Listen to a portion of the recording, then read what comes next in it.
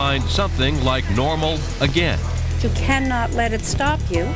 Life is going to continue. There's nothing you can do, actually. I mean, as far as I can see, you have to just live one day at a time. It's going to take a while for normalcy to take in because everything's still, everyone's still in the daze. Tonight, America fights back. The new normal. From ABC News, this is Nightline. Substituting for Ted Koppel and reporting from Washington, Chris Bury. Here's the paradox. The nation's leaders are telling Americans it's now their civic duty to buy a car, see a movie, invest in the market, return to regular routines. In other words, to act normally is to do your part in the war on terrorism. But in so many ways, the normal that we hope to achieve won't be the same normal that existed before September 11th. Any more than the Manhattan skyline, minus the Twin Towers, can ever be the normal skyline of New York City. It's not just New York and Washington. You can take a figurative snapshot of before and after anywhere in the country and see how what's considered normal has evolved. Those changes, large and small, are the subject of our broadcast tonight. For example, members of the president's cabinet have been fanning out on commercial airlines to show the skies are safe again. We have confidence in the ability of the system, and so we're trying to restore that kind of consumer confidence to be able to say yes, air travel is safe. But before September 11th, who could imagine that armed soldiers in American airports would be seen as a step on the path to normal? That can be a risky journey. When the Dennison family moved to take a job in Israel, they had to learn a new normal, where terrorism is an established fact of daily life. The dad talks briefly of going about his business as usual. I think that's probably the most important thing I've learned here is in the midst of someone trying to destroy your lifestyle, the best revenge is living your life to the fullest, enjoying life. But his own children must watch videos at home because he's scared to let them go to movies downtown. Well, this year we've sort of made it a joke. We're grounded for the entire year. We can't go anywhere. We'll hear much more from that interview and from the Dennison family and from other voices about how September 11th has shattered our concept of normal when we come back. Sunday, 3 big exclusives, 1 program. The chairman of the Joint Chiefs, the exiled king of Afghanistan, and Prince Bandar bin Sultan, only on This Week, Sunday. We have a few late headlines tonight. The United Nations Security Council, just a few hours ago, voted unanimously for a U.S.-sponsored resolution demanding that all countries crack down on suspected terrorists. It calls on nations to freeze bank accounts, share intelligence, and cooperate in ways that could include military action. Also today, President Bush said the U.S. is in hot pursuit of terrorists, and a senior official confirmed American special forces are already on the ground in Afghanistan on scouting missions. It's not official yet, but Transportation Secretary Mineta said Reagan National Airport here in Washington would definitely reopen.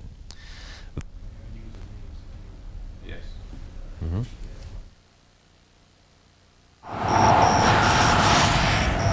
As the week ended in a nation that remains a landscape of red, white, and blue, where hanging out the flag has now become the norm, here's what normal looked like across the country in just the past 24 hours. You can take pictures of the Capitol building here on your right-hand side. Here in Washington, D.C., they were touring the city sites today.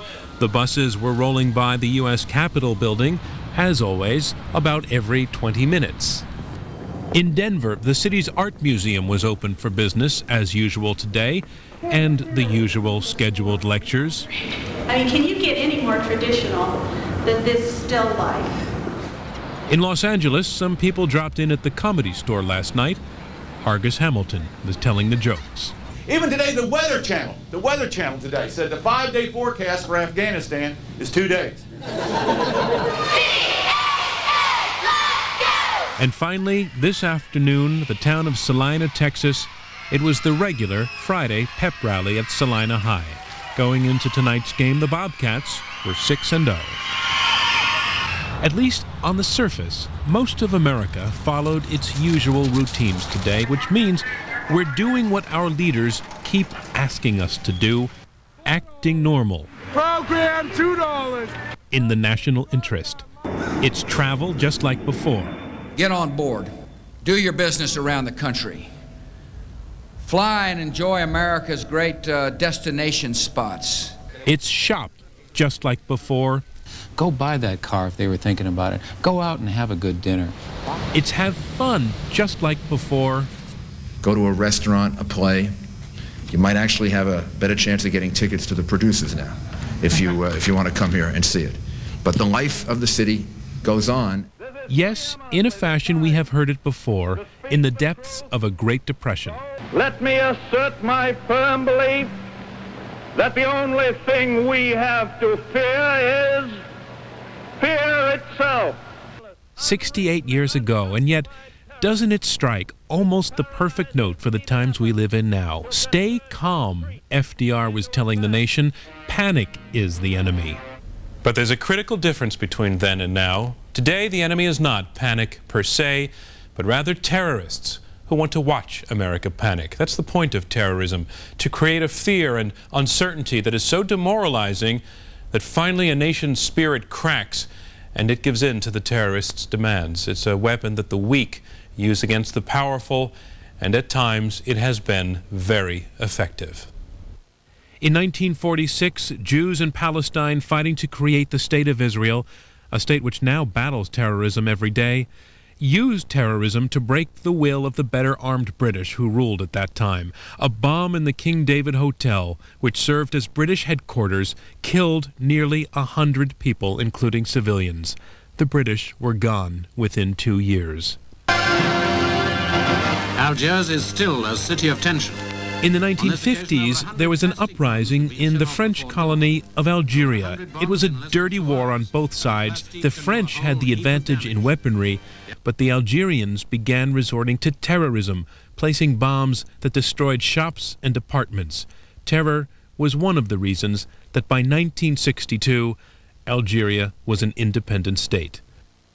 On the other hand, in the 1970s, Germany successfully faced down a terrorist campaign by a radical left-wing group called Baader-Meinhof, which committed a series of assassinations and murders. That ring was broken up thanks to successful police work, tracking down the terrorists in 1s and 2s and 3s over many years. And there's the lesson for the United States. Terrorism can be defeated, but not overnight, and not if a society fails to keep its morale up. And that's where normal becomes so important. If they are still searching for bodies downtown, but uptown people are sticking to routine, that says to the terrorists and to ourselves that we're still standing, we're still functioning, we are not going to break. Of course, normal today cannot truly be like normal before, certainly not for people who are related to or who were friends of the 6,000 people who died September 11th, nor for those who have to take care of the children of the missing, nor even for people who got out alive or who worked that day as rescuers, nor even for anyone who just happened to see it all come crashing down. Tens of thousands of people were affected in such a way that normal now can never again be like normal was before. But normal is also different for everyone else. In Salina, Texas this afternoon, it was how they opened that pep rally. They never did this before. Now they probably always will. I think that everybody is back in their normal routine, but I think somewhere, in the deepest part of their hearts, that something feels different. Our kids now know that all the freedoms and all the blessings and all the things that we just take for granted every day could be taken away from us in a split second. Maybe before I didn't really come out and say, hey, I'm a Christian and I want to tell you about Jesus, but now it's made a lot of us feel more stronger in our faith and knowing that God is there. The tour buses here in Washington may still run on the old schedule, but they skip the White House now. Security restrictions don't let them get close enough. Our next stop is Union Station. As for being a tourist in Washington, now more emotion comes into it. Just like flying over the East Coast last night. You saw the lights on, you saw America doing what it does best, and that gave me a sense of pride and that, you know, we'll get through this somehow. And in Los Angeles, to go hear a comic, or more to the point, to tell jokes, can you do it without the humor feeling forced at a time like this? How about a round of applause for us for coming out and getting on with our lives tonight and enjoying life, all right? Isn't this great? Angus Hamilton wrote a whole new opening for his act. Call it Patriot Humor. As a comedian, I felt the first day that happened that we comedians had to contribute ourselves to the war effort. That we weren't just going to be telling jokes, we were going to be hurling lightning bolts from the front lines of our national resolve. And that we were in this fight as well, just like Bob Hope was in World War II.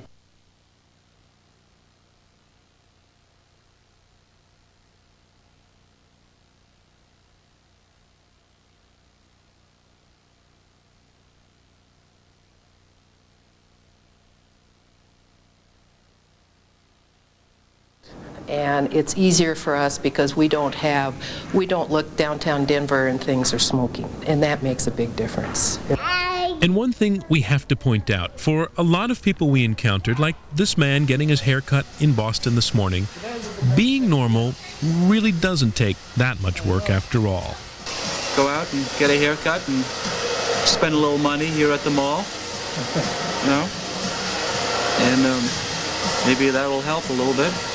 Well, actually, what that says is that most of us are acting fairly normally, really because we can. This isn't a shooting war. We're not being asked to put on a uniform or ration gasoline.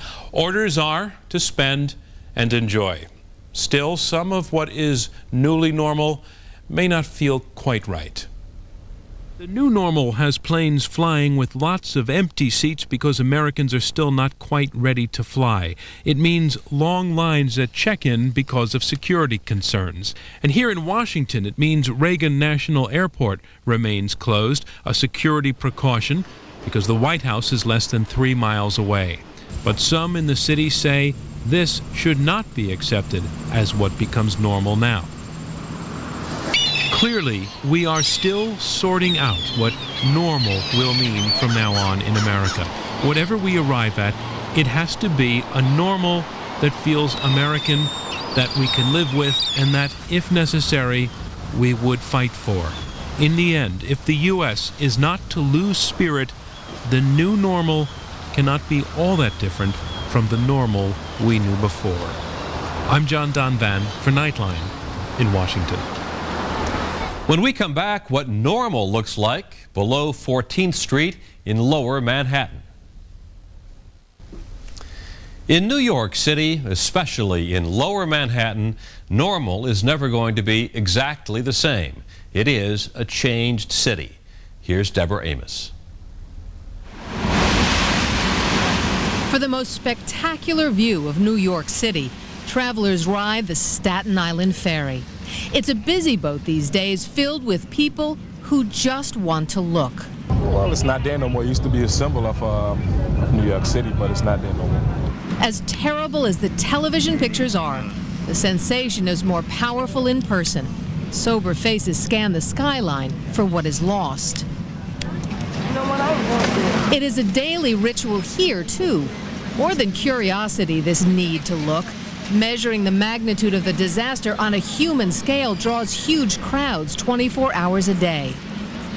There are tears, prayers, spontaneous emotions. God bless America, my home sweet home. It is all part of the adjustment. New York is still a war zone, with 1,500 National Guard on the streets. There are no pictures. And the still smoldering rubble of a battlefield. There is another way to look at the disaster. The remains of the World Trade Center are brought here to this 3,000-acre landfill. The trucks roll in every day, making this the world's largest open-air crime lab. Well, there's no real mystery here. You know, unfortunately, we all saw the pictures. This isn't really a mystery. We know what happened. The wreckage, examined at the crash site, gets a closer look here. For the airline black boxes, for the wedding rings, the watches, small tokens of the lives lost in 1.2 million tons of debris. But we are looking for things that would help put the pieces of the puzzle together. Putting the puzzle back together, that's what Mark Schweitzer is trying to do. This is only the second time he's been home since the disaster. Barred by the city from living here, his apartment is too close to the World Trade Center. You're allowed to come back and forth, but you can't move back in yet. When do you think you'll be able to? I don't know. Could be a week or two, could be a month or two. I don't know. And outside the window, a patio, like some Pompeii scene covered in dust. Here, the disaster is not only an international crisis, but a more personal shock. What do you think when you come in and look out the window now? I think about what an incredible tragedy, and it's amazing just how many lives have been affected by this. And I feel lucky. There were some 6,400 people over there who are never going to get to go home. The first time he came home, it looked like the end of the world. The images he captured in these photos has given way to a remarkable cleanup 15 floors below. I mean, there will come a day when you live here again, and that space is probably going to be completely cleared. Is that going to be, I don't know, creepy? Yeah, it's going to be creepy. But I think over time it'll get less creepy. It can't get any more creepy than it's been. A few blocks away, Nino Vendome opened his restaurant to rescue workers. Pick a salad and move down with the entree. Let's go, let's go, let's go. With free meals for everyone in uniform who works at the crash site. This is Nick, this is General Manager Nikki Pascoli. I'd like to introduce you to Karen. She's a volunteer. How are you? People like her who make this country great. Thank you, darling. Thank you. Thanks a lot. Hey, you're great. Thank you. Thank you. You're wonderful. No, it's we. You're amazing. We're doing a good job. Thank you. And the food was great. We were stunned. Thank you. How many people are you feeding every day? Oh, God knows. Thousands? Thousands. I think we could be up to 7,000 a day. Get the hot dogs out, get the beans out, and keep the sauerkraut going. I also have some potato salad over here. I'm going to break down. Bring it out, but you need to put it on ice, right? I'm doing it. It's already been. Put it on ice. Let's do it. We're going to be cooking pasta all day and all night. We keep this going 14 hours a day. Vendome foots the bill. With donations from other local restaurants, volunteers work around the clock. What you said before, the cold cuts of sandwiches is fine. It's 10 o'clock. I have Italian salad, Caesar, and this is ham, artichoke. Would you like some mashed potatoes? You like my potatoes, don't you? I think a hot dog's waiting for you. There you go. Enjoy. Thank you. Yeah. Okay, boys, now it's dinner. All these people that you see here are all volunteers. Gail Everett is an investment banker. In your normal life, how many police officers would you have talked to before this experience? Hopefully not that many. If you guys were not risking your lives out there, my family could never live the way they live. So God bless you. Nino, number one, Nino. So when you're out there and you're doing a thing with the bad guys, you're doing it for some real people. My family thanks you. I thank you. God bless you. Steve Papalicio is one of the chefs. We call this commando cooking. This is commando cooking. It's like being in the woods with a nail clipper and a match. A change from his old job at Windows on the World on the top floor of the World Trade Center. It's hard. It's very, very hard. It's overwhelming. It didn't hit me for a few days, and then after a few days, I realized that there's nothing left. There's nothing.